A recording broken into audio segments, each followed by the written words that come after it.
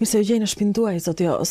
Do doja ta nisim këtë intervistë me një përjetim personal. Kam 2 ditë që jam në Arad dhe dje në orën 1:05 qëndroja përpara shtëpisë suaj në pritje që Akademia të lajmëronte Nobelin dhe të dëgjoja emrin të tuaj, të shpallë emrin juaj. Unë kisha mundësi gjithashtu të vija të juroja para, të intervistoja para.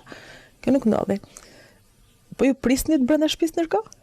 אין לי הרגשה של אכזבה, מפני שלא היו לי ציפיות. Unë jo. Nuk jam zgënjur pasi nuk kisha asnjë pretendim për të marrë çmimin.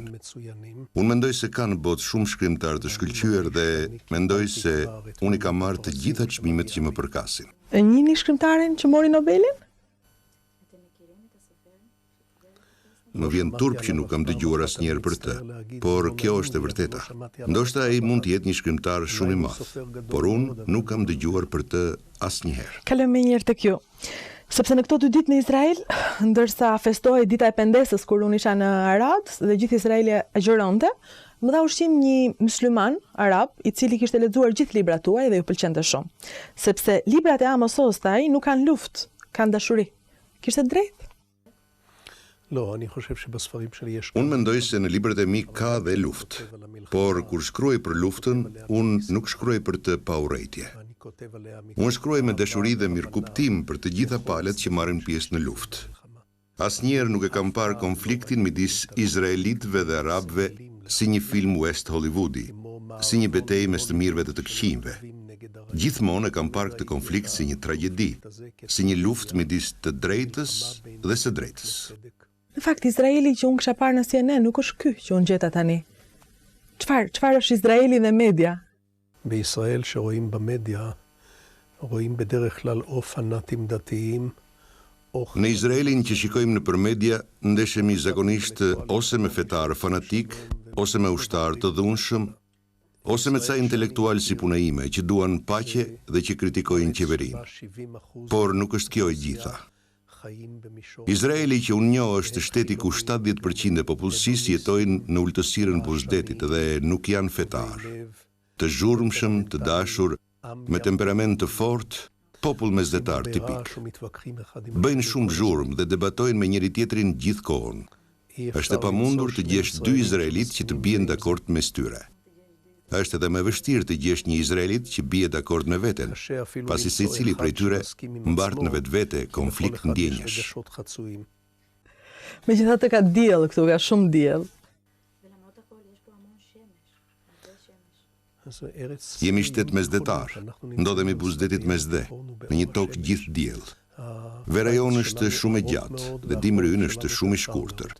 Ndonjëherë mua më vjen keq për këtë. Pse çfarë ka të mirë dimri që e doni?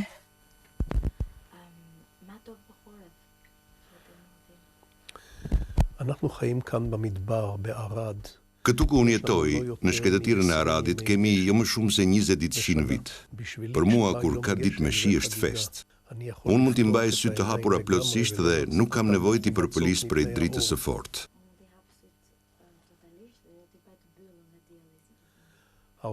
Bota bëhet më e butë dhe më femërore kur bie shi.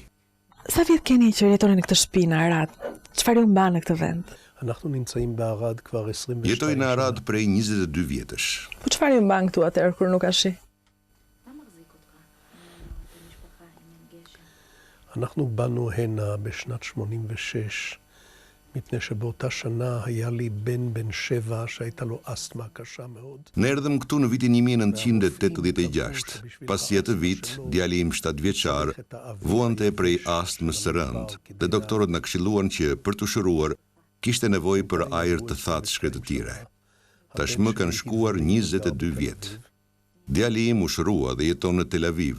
Dhe prindrit e tij kanë qëndruar në Arad pasi ata e duan këtë vend. Unë e dua shumë shkretëtirën. Çdo mëngjes shumë herët në 5:30 unë dal dhe shëtis në për shkretëtirë. Gjysmore, pak më pak ose pak më shumë. Shkretëtira më ridimensionon për masat, më mban në proporcion. Kur unë kthehem nga shëtitja në shkretëtirë dhe ndes radion, nëse dëgjoj në një politikan që përdor fjalët përjetësisht ose për gjithnjë ose kur, unë e di që gurët përjashta në shkretëtirë e përqeshin atë. Dhe kur unë ulem për të shkruar në 6 mëngjesit, pas shëtitjes në shkretëtirë, idetë mia janë pak më të qarta. pasi kam qenë në shkretëtir. Letërsia e mirë atëherë nuk bëhet vetëm në Paris, në New York apo në Londër, bëhet kudo qoftë shtëpia jote. ספרות טובה יכולה להיכתב בכל מקום. Letërsia e mirë mund të shkruhet në çdo vend, mund të shkruhet në Paris, në New York, në Londër, mund të shkruhet edhe në një fshat të vogël dhe të harruar, dhe mund të shkruhet edhe në shkretëtir. Njeriu duhet të shkruajë për atë që njeh dhe që di. Kur vinë tek unë shkrimtar të rinj dhe pyesin, na jep një këshill si të shkruajmë, çfarë të shkruajmë, unë gjithmonë u them diçka shumë të thjeshtë. Shkruaj për atë që ti di, mos shkruaj për atë që nuk e di. Po juve, kush ja u tha këtë kur ishit shkrimtar i ri, ja u mësoi dikush? אני למדתי את הדבר הזה מסופרים אחרים. למדתי את זה מצ'כוב. Unë e kam mësuar këtë gjë nga shkrimtar të tjerë, e kam mësuar nga Çehovi, e kam mësuar nga Shaul Anderson amerikani, e kam mësuar nga disa shkrimtarë. Por në fakt, çdo shkrimtar i madh që unë e kam për zemër, shkruan për botën e tij dhe për atë që ka më të shtrenjtë. Dhe ka një mrekulli në këtë pjesë të literaturës, ka një mrekulli të madhe.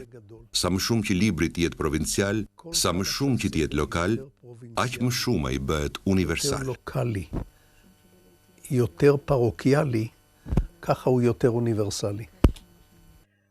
Dua të ndaloj tek Çehovi për ta lidhur përsëri me Izraelin. Dua të flasim pak për Izraelin në këtë moment. Ju keni thënë dikur se shpresoni që konflikti mes Izraelit dhe Palestinës të mos i ngjante një tragjedi shekspiriane, por një tragjedi çehoviane. Po tani ku jemi, ku t'i ngjan? אנחנו היום במצב שבו אפשר לפתור את הקונפליקט בין הישראלים לפלסטינאים. כשאני אומר אפשר לפתור... Ne sot jemi në një fazë ku mund ta zgjidhim konfliktin midis izraelitëve dhe palestinezëve. Kur unë them që mund ta zgjidhim, unë nuk mendoj që mund ta zgjidhim nesër apo pas nesër. Po unë them që kemi arritur në atë pikë që pothuajse të gjithë izraelitët dhe pothuajse të gjithë palestinezët e dinë se kush është zgjidhja. A janë të kënaqur ata për këtë zgjidhje? Jo, ata nuk janë të kënaqur. A do të kërcejnë ata në rrugë ditën kur kjo zgjidhje do të realizohet? Jo, ata nuk do të kërcejnë në rrugë. Por kemi arritur në atë pikë ku shumica e izraelitëve dhe palestinezëve e dinë që në fund të fundit vendi do ndahet dhe do ketë dy shtete, Izraeli për krah Palestinës. Kjo shtëpi do të jetë ndarë në 2 apartamente më të vogla. הבית הזה יהיה מחולק לשתי דירות יותר קטנות. Do të thonë do divorcoheni. כן, אני מדבר על גירושים, אבל זה גירושים משונים, כי שני הצדדים שמתגרשים נשארים באותו... Unë flas për divorcim, po për divorcim ndryshe, pasi të dyja palët që divorcohen qëndrojnë në të njëjtën ndërtesë dhe asnjëra nuk largohet nga ndërtesa. Dhe duhet vendoset se kush do të marrë dhomën e parë të gjumit dhe kush do ta marrë dhomën e dytë të gjumit, dhe çfarë do bëhet me sallonin, e me që shtëpia është shumë e vogël, duhet vendosim për rregulla specifike për dushin dhe kuzhinën. Kjo është e vështirë dhe e parahatshme, por divorci është i domosdoshëm. Të dy këta popuj, palestinezët dhe izraelitët, pas 100 vjetësh lufte, urrejtje dhe tragjedie, nuk mund të kthehen befas në një familje të lumtur, se ata nuk janë familje dhe nuk janë një dhe nuk janë të lumtur. Ata janë 2 familje të palumtura. והם לא אחת, והם לא מאושרים. הם שתי משפחות לא מאושרות.